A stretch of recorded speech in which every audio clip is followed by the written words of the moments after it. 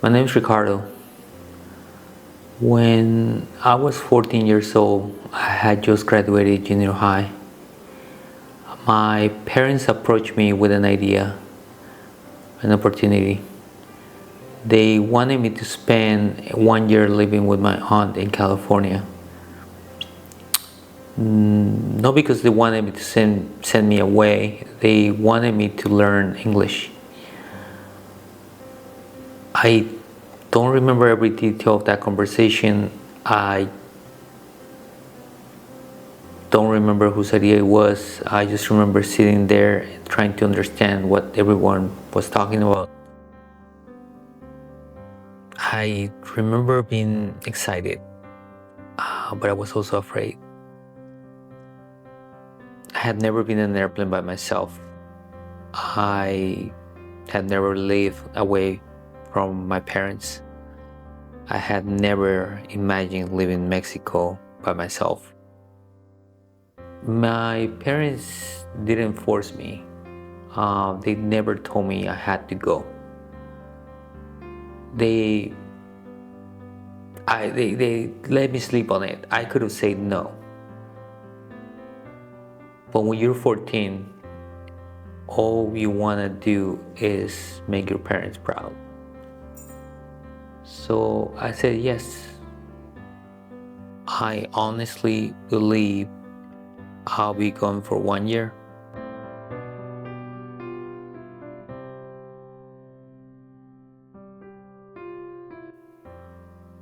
That was the plan.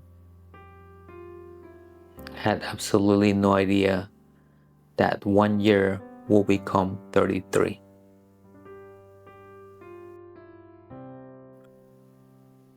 For most of my life, I never imagined telling this story. Why? Well, my story isn't about crossing the border illegally. It's not a deportation story. It isn't about politics. It's simply the story of a kid who thought was living for 1 year. After moving back to Mexico now, I started meeting Americans and Canadians, immigrants here. And they kept telling me that I needed to tell my story. At first, I didn't think anyone would care. But then I guess I realized that maybe this story isn't only about me.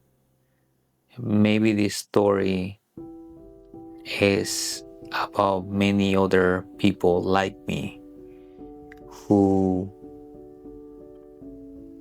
have wonder or question, what if home isn't one place?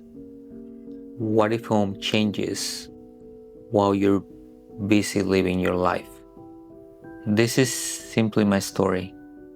I'll let you decide what it means. I wish I could tell you exactly what was said that morning, but I can't. Memory is funny that way. Sometimes you forget the words, but you never forget how something made you feel. I remember sitting at the breakfast table. My parents were talking about California, about learning English, about the opportunities that will open up for me. To them, they were talking about my future. To me, they were talking about leaving my family. Reflecting now and looking back, I understand why they wanted me to go. They love me. They always have and always will. They wanted for me a better opportunity, the opportunity that they never had. None of us knew that ordinary breakfast will become the most important conversation of my life. The truth is that I don't remember feeling like I was making one huge life-changing decision. I was just a kid. I trusted my parents. I believed they wanted what was best for me. So um, once again, they never told me I had to go. They never forced me. I could have stayed. But when you're 14, you don't always separate what you want from what you think your parents hope you'll do. So I also knew money wasn't easy to come by. I remember thinking maybe this will help my family too, one less mouth to feed, at least for a year. I don't know if that was actually part of the decision. I don't remember talking about money at that point, but at least that's how I felt at that moment. So I said yes, not because I understood what the future would look like, but because I believed this was the right thing to do. I wasn't chasing a new life. I was simply saying yes to 1 year. I honestly don't remember everything I packed or my mom packed for me, but I remember what I couldn't pack: my family, my friends, my neighborhood, my routine. I wasn't living forever. I wasn't saying goodbye forever. I kept thinking I'll see everyone again next year. Everything still felt temporary. There wasn't a huge dramatic goodbye. There wasn't this feeling that my whole life was changing. Sometimes life changes quietly. You don't realize how important a moment or decision is in 2 years later. I went to sleep believing I'll be home again before I knew it. I had never flown by myself. I had never been responsible for myself. I remember being nervous. I remember being excited.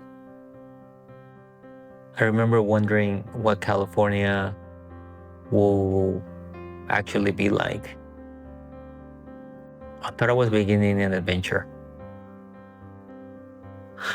I never imagined I was beginning an entirely different life. The day finally arrived. As the airplane took off, I remember just looking out the window, feeling sad for leaving, but remember thinking about my home, my parents. I was wondering what my life would be like for the next year. The truth is, I thought I'll be back in 1 year. I just didn't know it then, but that flight was taking me much further than California. It was taking me away from my childhood. I still remember arriving at LAX in California. I had never been to a city like Los Angeles before. Not in this capacity, at least. Was arriving to live there for a year. The streets, the freeways, the buildings, everything was huge. Everything was amazing. I wasn't a tourist this time. I was 14 years old and I was about to start life I never imagined. I remember arriving at my aunt's house and I remember finally feeling a little relaxed there. But at the same time, it just hit me. I was really there. I was really away from home. I didn't have much time to think about it though. School was about to start and that was going to be an adventure all by itself.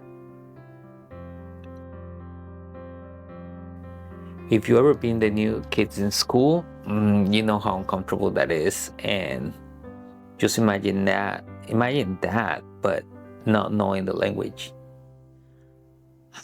I was placed in ESL classes and I barely understood what was going on around me and what anyone was saying. I spent a lot of time just watching people, trying to make sense of what was happening. A smile, a pointing became language to me. Watching other kids became part of learning. I guess I never really felt unwelcome. I just felt lost. That's a big difference. Every single day, I understood little more than the day before. There was one moment during my first week in school, or second week, that I still remember. It was at the boys' restroom during recess. Suddenly, a group of kids started beating another kid, and I have never seen anything like that in real life, just in movies. It was gruesome to watch. Um, I was shocked. I wasn't too afraid. I was just shocked from witnessing that. But it also made me realize something. This wasn't my neighborhood anymore. This wasn't the life I knew. And I think that was one of the first moments when I understood I needed to grow up faster, a little faster. It wasn't because someone told me to. It was because I realized that the world I had just stepped into was different. I think a lot of people believe that kids move to another country and just magically learn the language. That wasn't my experience. Yes, I was in ESL and I was learning English every day. But there was something interesting about our classroom or our group. About 80 to 90% of us were Spanish speakers. The rest came from all over the world. I remember some students spoke Mandarin, others spoke Croatian, but very few spoke other languages. Mostly it was just Hispanic kids. So even though we were all there to learn English, most of us naturally spoke Spanish to each other. And honestly, that made learning English become a lot slower. I actually noticed something, and it was that the kids, like my Croatian friends, I remember they were learning English much faster than we were. I don't know if it was true for everybody, but that's definitely how it looked to me. I guess they didn't have another common language to fall back on, at least not in school. So if they wanted to communicate, they almost had to use English. For us, Spanish was comfortable, it was familiar, it reminded us of home. So after school, I'll go home and everybody spoke Spanish. We watched Spanish television, we listened to Spanish music, we ate dinner speaking Spanish. So even though I was living in America and a big part of my daily life, it still felt like I was in Mexico. Learning English wasn't one big breakthrough. It was hundreds, maybe thousands of little moments.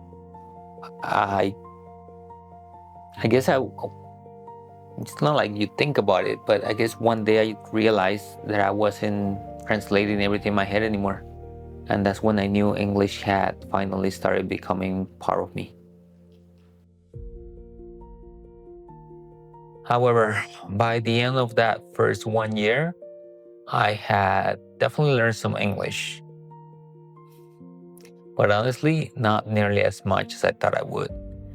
I wasn't conversational at all. I could understand more, I could say more, but I still wasn't comfortable having a normal conversation, especially when to someone who didn't know Spanish. When I look at everything, it didn't make much sense to leave. I had already spent a year adapting, and I made some progress, but I knew that 1 year will make a huge difference. So I called my parents and we talked about it, and I asked if I could stay 1 more year. I was 14 when I arrived, and I couldn't go to high school even though I had already finished junior high in Mexico. I actually did 1 more year, or the last year of junior high again. So 1 more year will mean I will start high school. So At that time, the decision just felt completely reasonable. It wasn't like a difficult conversation. It wasn't emotional. It was simply, let's give this one more year to really understand English and learn English. And the funny thing is, that's exactly what we had said the year before. Just one more year. I had no idea how many times I would say those words over the next 33 years. High school was different. My English improved. I was understanding jokes. I wasn't afraid to talk anymore. I had friends. I slowly stopped feeling like the new kid. And I joined people for lunch. I laughed. I made memories. I don't think I noticed it happening. But little by little, California started feeling normal. I just wasn't counting the months anymore. Then something happened that made me feel like an adult. My first job, my first paycheck. I still remember holding that paycheck. I didn't even know how to cash a paycheck. Um, for the first time, I wasn't asking other people for money. I was earning it on my own. I could go out with my friends. I could buy things. I could even help my family financially. I don't think it was really about the money. It was more about the independence. I wasn't just growing up anymore. I was building my own life. I don't know exactly when it happened, but somewhere along the way, California stopped feeling temporary. I graduated, I had friends, I had routines, I had a job. But there was also something painful during that time. My aunt, the person who took me in when I first arrived in California, she had to leave the United States because before I graduated high school, because she became really ill. I don't remember the exact year she left, but I definitely know she was not there for my graduation. Um, yeah, she was sick. Like many other people, she couldn't afford the medical expenses in the United States, so she went back to Mexico. And not long after, she actually passed away. I think that stayed with me because while I was starting to build life in America and I was learning, I guess I also learned that life there could be very hard, even for the people who help you get there. When I finally graduated, it meant a lot. It also meant, it also came with sadness that she wasn't there to see it, that my parents or my siblings were not there to see it. It was an accomplishment that they should have been part of. But, anyways, maybe that's why California became home, because by then it wasn't just where I went to school, it was where life was happening for me, the good parts and the painful ones too. It's funny how life changes. When I first got to California, I counted every month, I counted every year. I was always knew I was supposed to go back. But somewhere along the way, I stopped counting. I graduated, I had a job, I had friends, I had a routine. I wasn't thinking about going back anymore. It wasn't a decision that I made one day. It just happened. My life wasn't temporary anymore. It had become my life. I don't think there was a single day when America became home. I think it happened little by little. It happened without me realizing it, one experience at a time. My first year of junior high, my first year of high school, my high school graduation, my first job, my first paycheck, my first car, my first girlfriend, my first real group of friends. You know, the ones that you always remember. And each one of those moments just became another break in the life I was building. I wasn't trying to build a life in America. I was simply living it. Every birthday, every Christmas, every summer, every new memory, they slowly replace the memories I would have had if I had stayed in Mexico. I never woke up one morning and I thought America is my home now. It happened so gradually that I didn't even notice. Like life just felt normal. I wasn't counting the years anymore. I wasn't wondering when I will go back. I wasn't comparing everything to Mexico. I was simply living. And I think that's what really surprised me. I never chose America over Mexico. I simply built a life without realizing I was building one.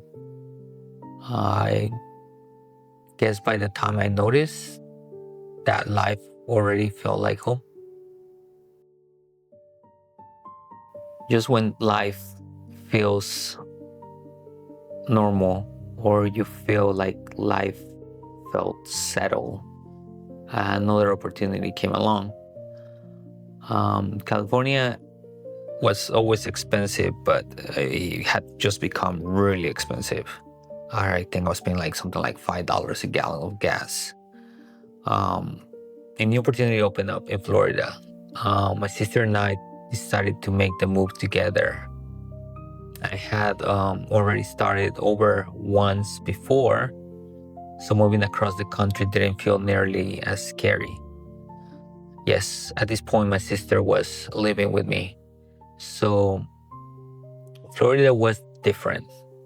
It was different people, different weather, different mentalities, a completely different pace of life. But it felt like another new chapter. My sister and I have always been close. Sharing a home made everything easier. We look after each other. We figure things out together. When you are far from your country, from the rest of your family, having one familiar person nearby means everything. We weren't just roommates, we were family. When that made America feel a little more like home. One of the biggest changes in my life actually happened in Florida. I became a business owner for the first time. I had spent years, decades actually, working for other people, and I learned a lot. But running my own business was a completely different challenge. Nobody tells you how much responsibility comes with working for yourself. Made mistakes, I learned, I adapted, and every year I became a little better. Looking back, grateful I had that experience. It taught me confidence. One of my favorite memories has nothing to do with work. It was having family together again after many decades of being apart. My sister got married. She met her husband in Florida. My family came from Mexico for the wedding. And while they were there visiting, something unexpected happened. We started talking. We started imagining what life would be like if we all stayed together. And that's exactly what happened. After so many years apart, we became a family again. That was something I never expected. If you had asked me back then where I thought I would spend the rest of my life, I would have said Florida, maybe going back to California. My family was together. I had work, I had a business. We had friends. I had a home.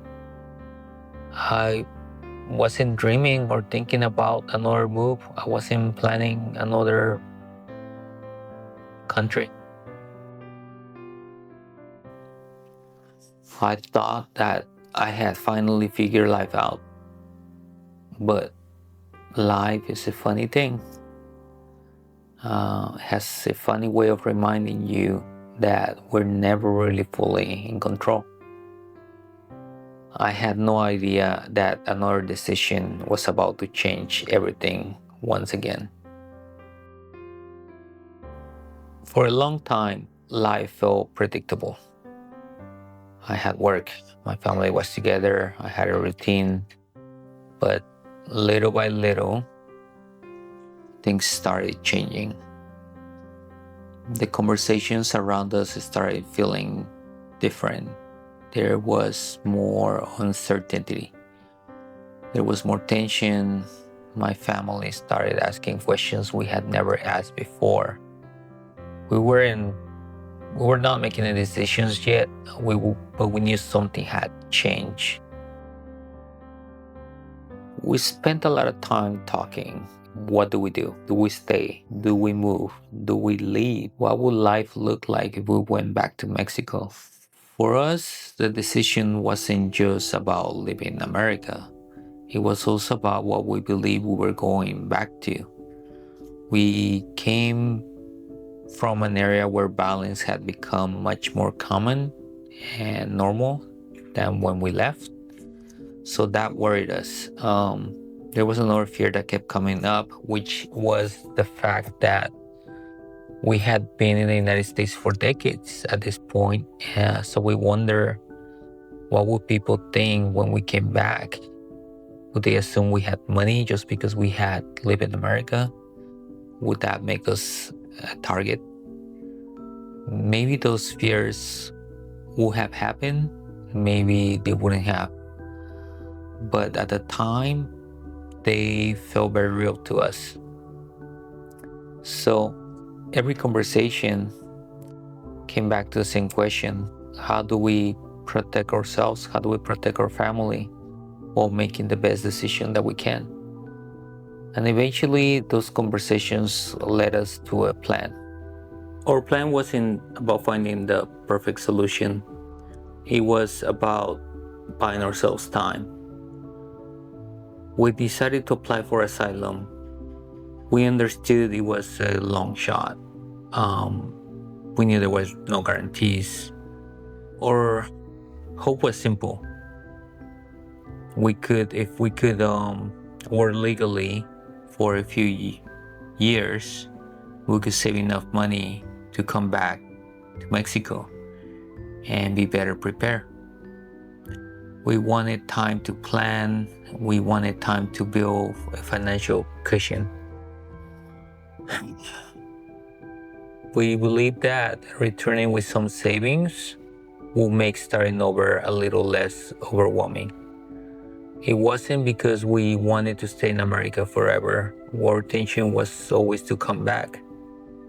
We just wanted to come back when we felt we were ready. At that moment, it honestly felt like the most responsible decision we could make. Then something happened that none of us expected. My appointment came much sooner than we thought. We knew people who had waited years, even decades, for their appointments.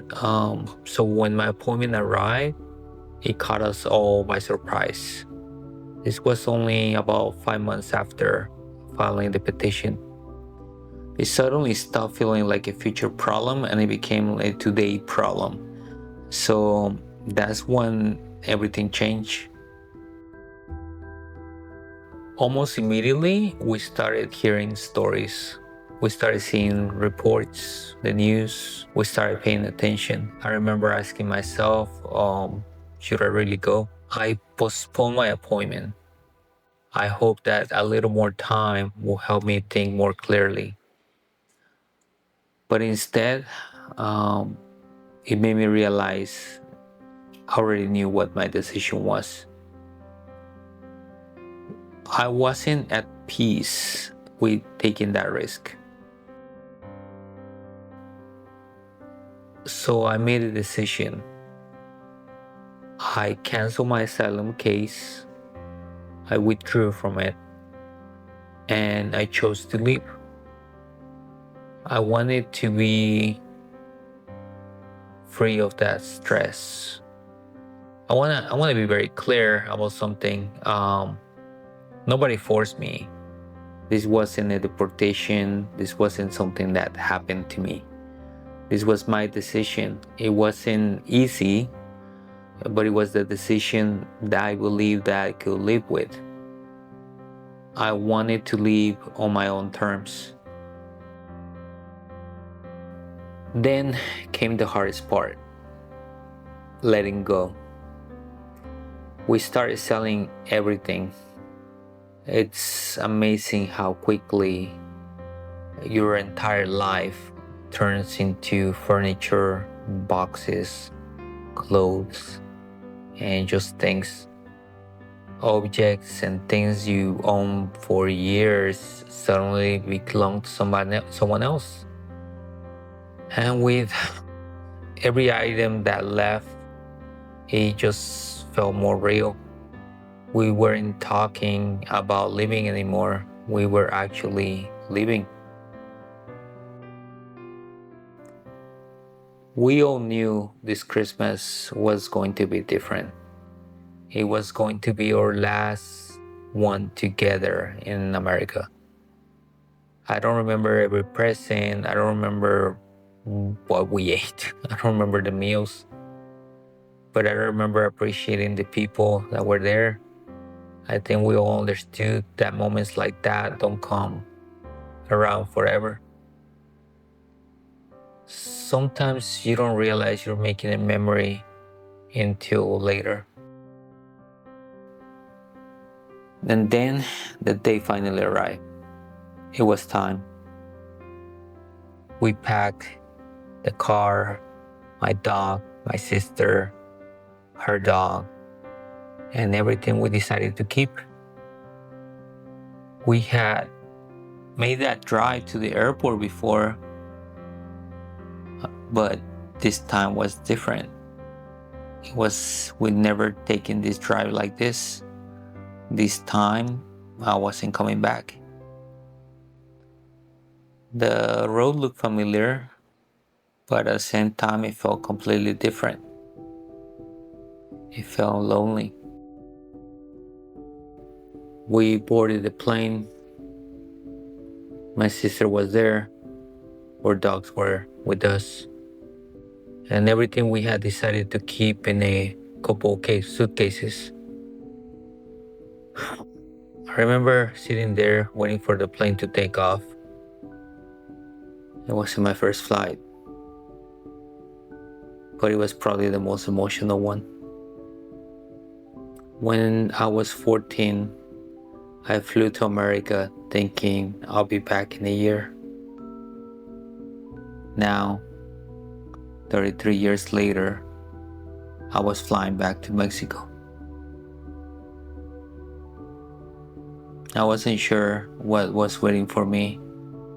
I wasn't sure what my life would look like.